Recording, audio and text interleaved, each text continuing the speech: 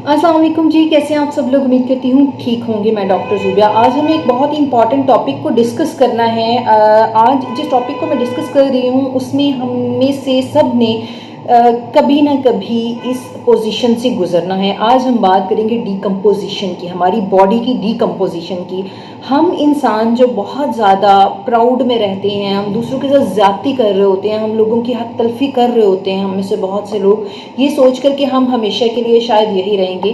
तो हमारे मरने के बाद हमारा ये एटीट्यूड, हमारी ये अनाएँ, हमारे ये झगड़े, हमारे ये दूसरों के साथ किया जाने वाला सलूक कितनी देर तक रह सकता है।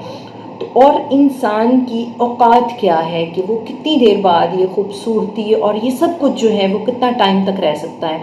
डीकम्पोजिशन की अगर हम बात करें तो इंसान की डीकम्पोजिशन का अमल उसके मरने के नेक्स्ट मिनट से यानी कि फ़ौरन बाद से जो है वो शुरू हो जाता है। इंसान के मरने के फ़ौरन बाद यानी कि दिल के बंद होने के फ़ौरन बाद ऑक्सीजन की सप्लाई रुक जाती है, जिसकी वजह से सेल्स कुछ एंजाइम्स रिलीज़ करते हैं जो कि हमारे जिस्म के टिश्यूज़ की तोड़ फोड़ करते हैं। हमारी बॉडी में मौजूद जो बैक्टीरिया होते हैं वो टिश्यूज़ की तोड़ फोड़ का अमल शुरू कर देते हैं।